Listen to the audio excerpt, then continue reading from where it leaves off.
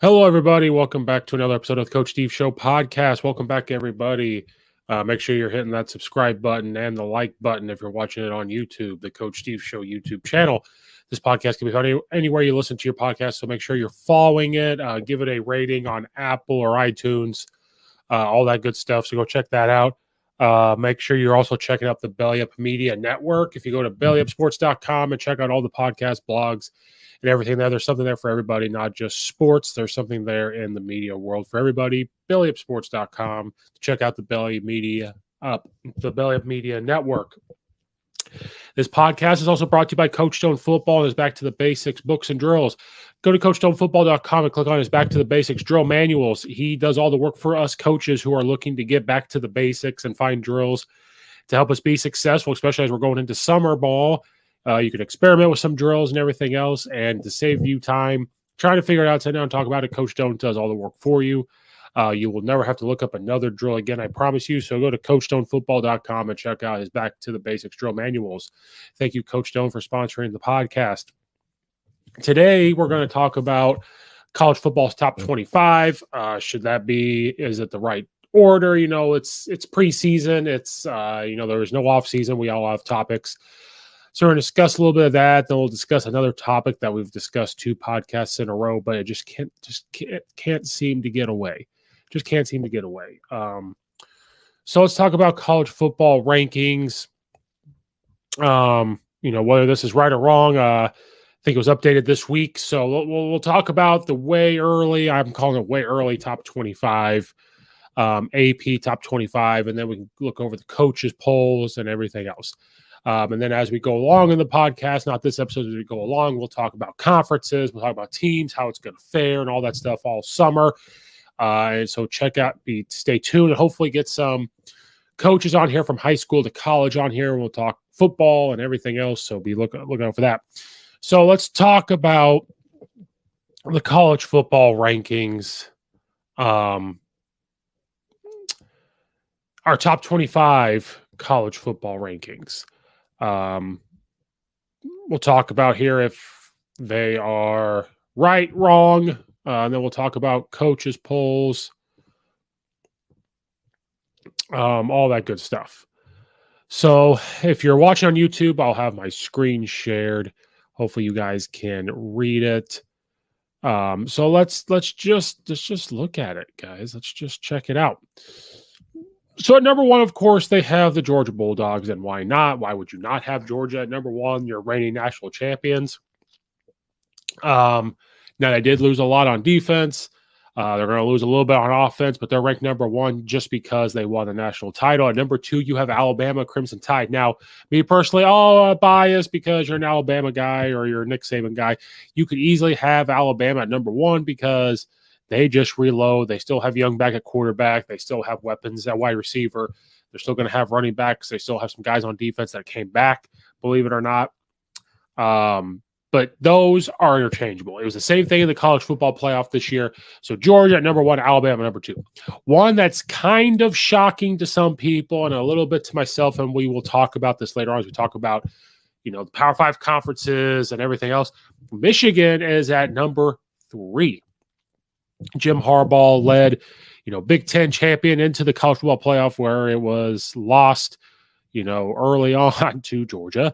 So they are number 3, reigning Big Ten champs. I think they are ranked number 3 because of the fact that they won the Big Ten and they got to the college football playoff. But people are very high on Michigan. They have a lot of returning players.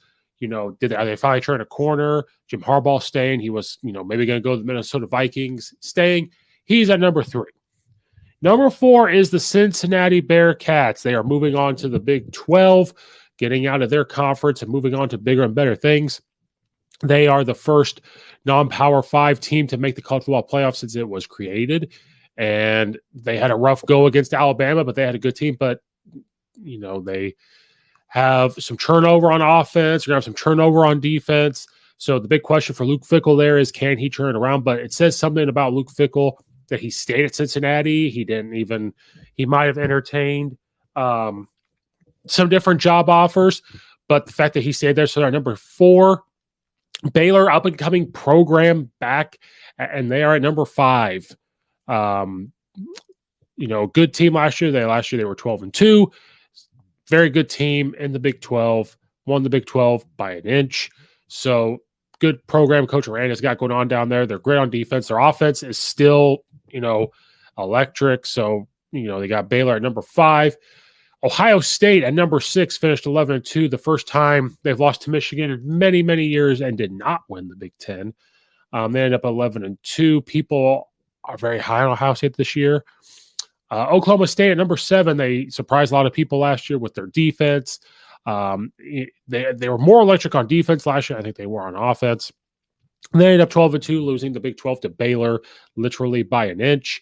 Notre Dame with their defensive coordinator becoming the head coach because Kelly leaves for LSU. So new head coach.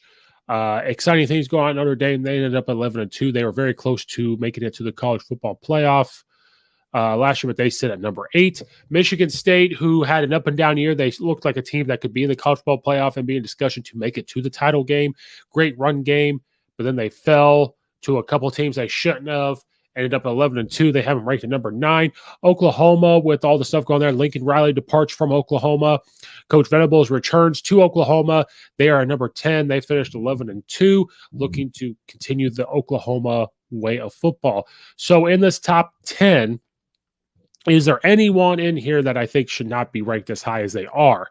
For me personally, I hate Ohio State. I personally do not like them. I don't They're a good football team.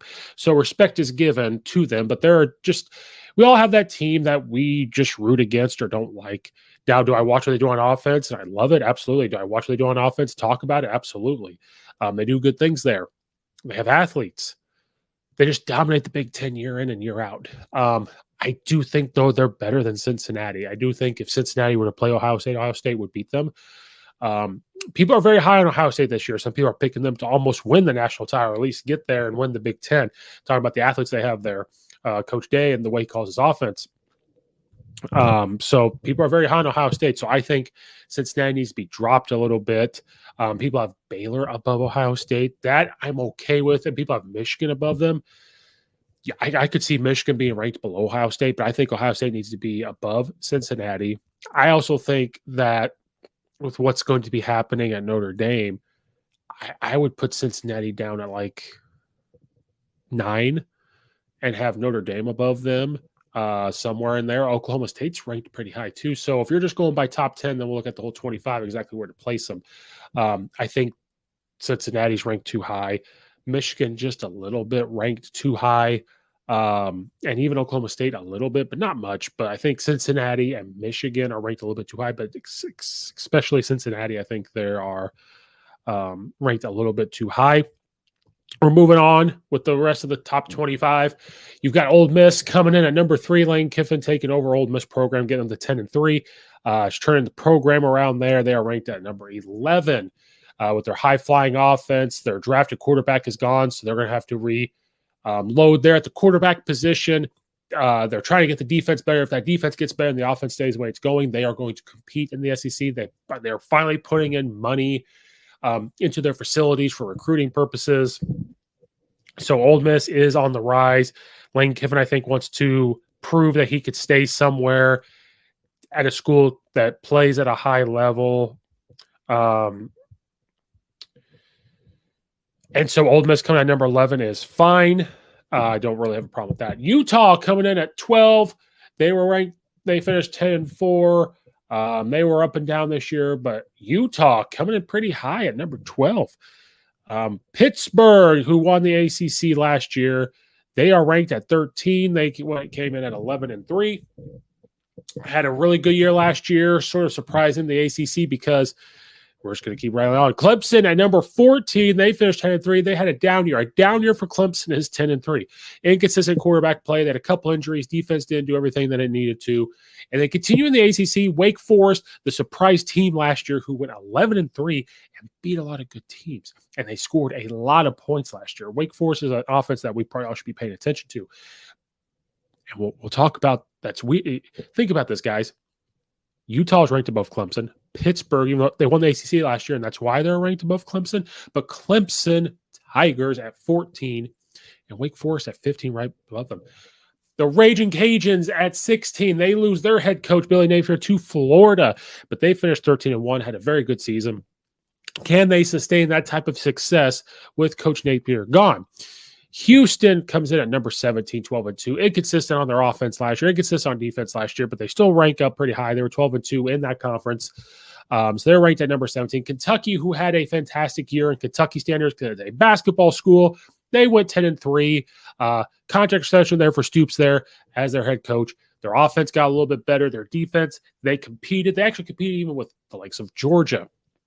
So they come in at number 18.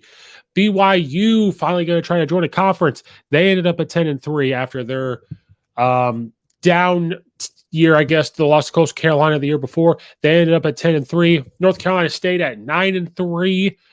They bounced back during their year.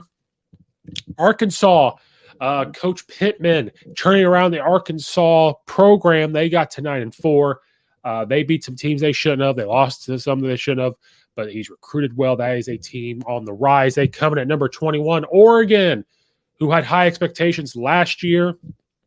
They have a new head coach taking defensive coordinator from Georgia to take over at Oregon. They ended up at 10-4 last year. Now they are number 22 in the nation. The Iowa Hawkeyes, who I picked to compete and almost win the Big Ten to make the college football playoff, they let me down. Inconsistent quarterback play, inconsistent run game. At times they needed to score points. They couldn't. They could stop teams. They just could not score. They ended up 10-4. They are number 23 in the nation. Utah State coming in at number 24 at 11-3. I don't know much about Utah State, so if that tells you anything. And then San Diego State, good football school, good football program. They ended up at 12-2. They come in at number 25. So when we look at 10 through 25, there are some surprise teams that are ranked on here. I am surprised that North Carolina State's on here, even though they got a lot better. I am surprised Utah State is ranked. I'm surprised San Diego State's ranked, because think of all the other Power 5 schools out there that could probably be ranked in the top 25. So some of those surprise me. The one that's going to show is Utah. Now, Clemson had a down year.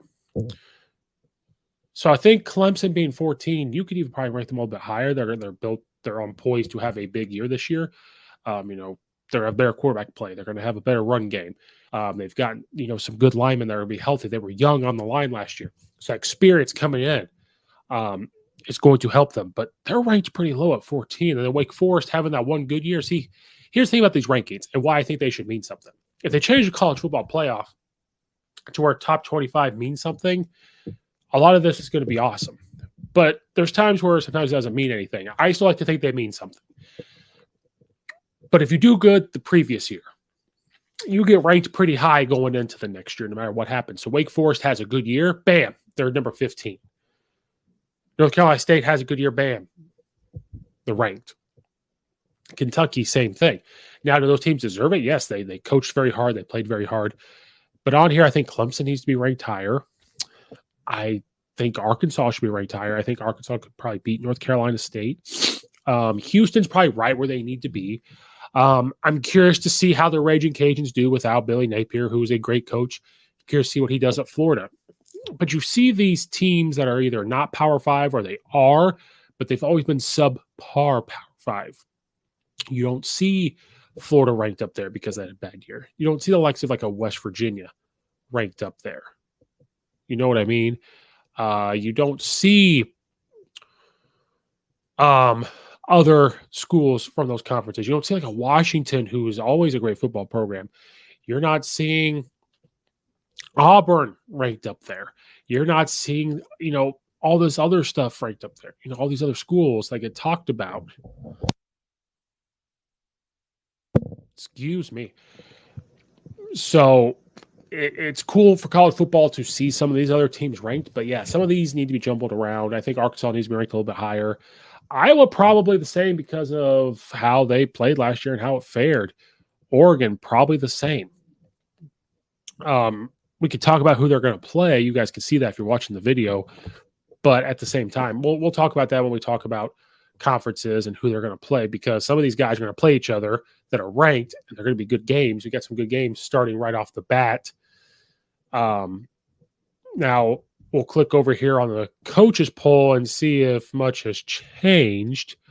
You can already see right here in the coaches, Georgia, Alabama, Michigan, and Cincinnati did not change because those were your college football playoff. But you see right here, Ohio State, they put Ohio State up at number 5 and dropped Baylor down. And then they've got Notre Dame at 9 instead of 8. So there was something to that where I said Ohio State maybe needs to be ranked higher. And even this, I think Cincinnati needs to be ranked below some of these teams.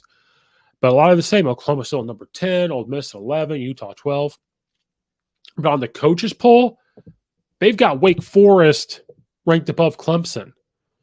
Like, isn't it amazing that Clemson has this big ride, wins championships? It just shows you when you have one good year, the coaches and the AP polls, they'll rank you pretty high, which is cool for morale. It's cool for recruiting. It's cool for your campus. They rank you pretty high. Wake Forest has a great year, and the coaches rank them above Clemson. Kentucky finally has a good year in football, like a really good team. Now they're ranked above Clemson. Clemson's going to be pissed off. And I think Clemson's going to bounce back this year. Are they going to make the playoff? I don't know. It's too early to tell. But they're going to bounce back, and they're going to compete. Everything else is pretty much the same. They got Oregon ranked above BYU in this one. But in the coaches poll, they've got Texas A&M at 25. I mean, you beat Alabama once, and you think you can say whatever you want, and they're going to put you in the top 25 as coaches. So you see they don't have a couple other teams here. They got Iowa at the same spot. They put Utah State down. Arkansas is at 20. Raging Cajuns are still up there at 18. So some of it's the same. The coaches poll, see, sometimes the coaches poll is the one I agree with more because they're seeing the teams. They understand what's going on. I almost prefer the AP one. I almost prefer the AP poll. The only one that makes more sense is moving Ohio State up. So here's our way too early that I'm calling top 25. I don't know who you would place some of these teams with. You got 3 teams from the Big Ten. I don't know if another Big Ten school should be in the top 25. Maybe Penn State could be in there above some of these teams. But it's weird to see some of these teams in there, and you're not seeing other Big 12 schools or SEC schools, Pac-12 schools in there. There's schools that we used to see it in there. But this is our way too early top 25. Leave comments in the comment section about who do you think needs to be ranked. Did they get it right? Doesn't matter if they're ranked right now. Sometimes it does, sometimes it doesn't. Looking back when LSU was number 1 and they played Mississippi State just punched them in the face over and over again. They won. Some of these are probably dead set on. Some of these are not. So that's the way too early top 25 going on here. So leave comments in the comment section about who you think needs to be ranked where and everything else. Moving on to the final segment. 3rd time in a row on this particular podcast where I have to sit here and talk about Nick Saban and Jimbo Fisher. I didn't want to do it 2 times in a row, but it just kept happening. And I've seen things and I had to talk about it. Wasn't going to. And then I saw something else saying that Jimbo Fisher continues to talk. All right, what do you say now? Jimbo Fisher continues to talk.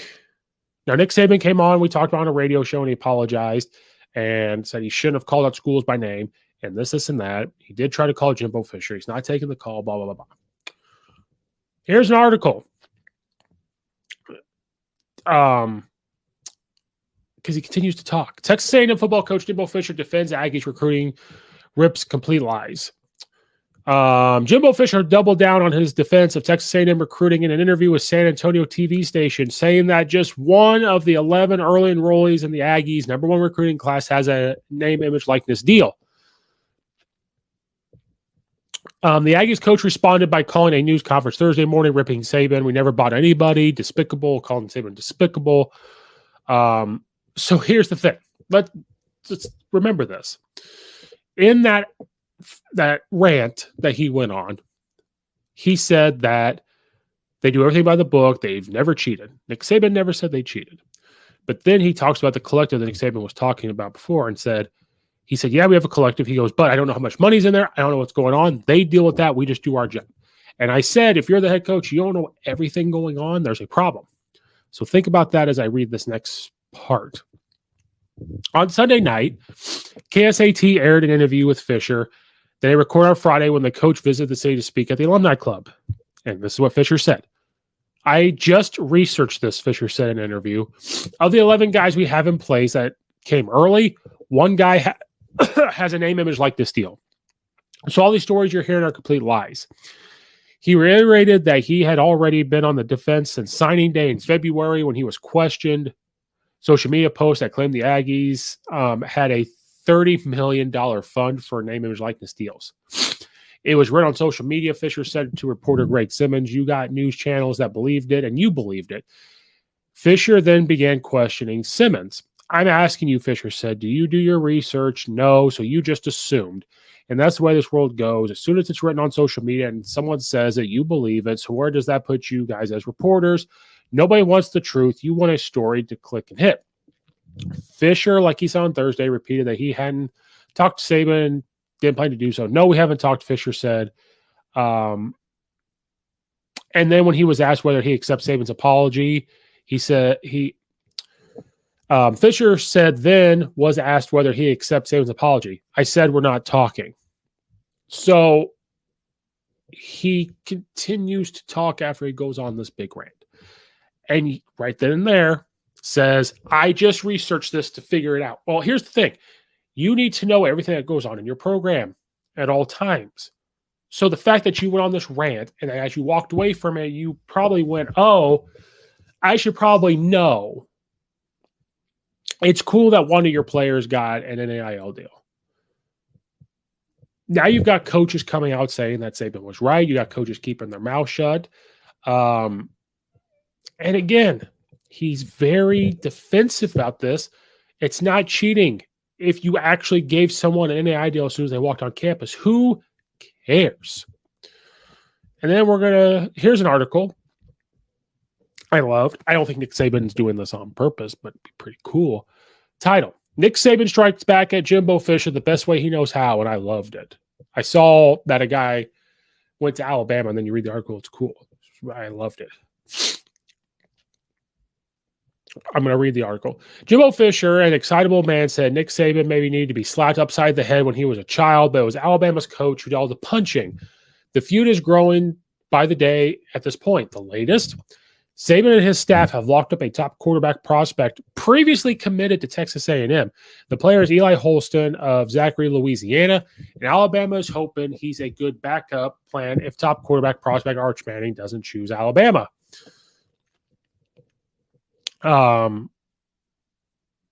So what's pretty cool is they had a quarterback go to Texas A&M, and Nick Saban flipped him. So Nick Saban says he's not going to talk about this anymore. He's not going to talk about Jimbo Fisher, blah, blah, blah. All he can do is apologize. All he can do is worry about his team and everything else. Jimbo Fisher's out there saying he's got to, look at it, make sure everything he said was right. And while he's doing that, while he's worried about that stuff, Nick Saban's recruiting and got a Texas A&M quarterback that Jimbo Fisher was going to get there to go to his school. So the more I think about it, maybe this was his plan all along. Maybe he wants Jimbo Fisher to worry about other things other than his team and do things like this. I told you this. When name, image, likeness came about, Nick Saban was like, you thought I could recruit before. Well, wait till now. And he showed you. He just flipped a quarterback. So this feud's not going to be talked about much on here right now, but Jimbo Fisher just continues to talk. Jimbo Fisher just won't let it go. Talks about he had to go back and look to make sure that how much money was in the collective, who did what, how did this happen. And so when you have to go back and look after your rant, it shows that maybe you don't know everything. It shows maybe you need to know more what's happening in the program. And it shows that maybe you need to know something before you go ranting and then making things personal. And the thing is, if Nick Saban really did do something way back when, why don't you just tell people what he did? Oh, because maybe you did it. And here's the problem. You only coached with him in the mid-2000s for a couple years. You didn't coach with him at Alabama. So unless assistants are telling you something, and you're talking about, oh, you built up to be this god of football and everything else, found out how God did his dealings. Like, I know him real well. There are people that have coached with him longer. There's people that have coached with him at Alabama when they're at their top. Why haven't they come out and said that he did anything shady? Why have they not said anything? So I think Jimbo Fisher needs to take a deep breath and just forget about it. If they get asked about Nick Saban again, I said on the last one, just come out and say, we're worried about our team. We're worried about whoever their first game is. I really could care less about who their first game is, but we're worried about the first game. We're worried about this. We're about this. We're about this. That's what needs to happen. He needs to stop and let it go. Just let it go. Quit talking about it. Nick Saban's out recruiting you right now. Yeah, he might have the number one recruiting class, but he's got a guy to flip. So you poke the bear, he might get more guys to flip. And if Nick Saban figures out the green light of, oh, who cares if something happens about this NIL, name, image, likeness deals? Okay, let's see if I can't get Texas A&M players to flip. Because, yeah, Texas A&M may get more money from oil and Texas itself than Alabama. But if Nick Saban can look at a person and say, hey, yeah, name, image, likeness, look at what Bryce Young did, but also, you want to go to the NFL? You want to go to the college football playoff? You want to play in the national championship? While you're here, you're going to win a national championship, 1 or 2, if not more, in 3 to 4 years here. You want to come to Alabama? And he's going to start taking guys from Jimbo Fisher. It's going to happen. It's already happened. It's going to continue. So Jimbo Fisher poked the bear. Maybe Nick Saban poked the bear first. Or Nick Saban pulled a Michael Jordan and needed something to motivate him, because Nick Saban could be done after this year and go to the booth. And whenever he decides to go to the booth, he'll lay a check down and the TV person's going to write whatever Nick Saban wants. Or the TV guy's going to lay a check down for Nick Saban. Nick Saban's going to write down whatever he wants. So Jimbo Fisher, just stop. Leave it alone. Just stop. It's going to be okay. Well, it's not going to be okay come October 8th and Nick Saban beats you by 2 or 3 touchdowns. It's just not going to happen. It's not going to be good, but just let it go. Just let it go. So that wraps up another episode of the Coach Steve Show podcast. Please hit the like button on the video, subscribe to the YouTube channel, follow it, rate it, be a friend, tell a friend, go rate it on iTunes or Apple, wherever you listen to your podcasts. Check out all the affiliates in the description below. Leave comments in the comment section down below to be a part of the conversation. Thank you guys so much for watching and or listening. This is Coach Steve. Another episode of the Coach Steve Show podcast. And we will see you next time.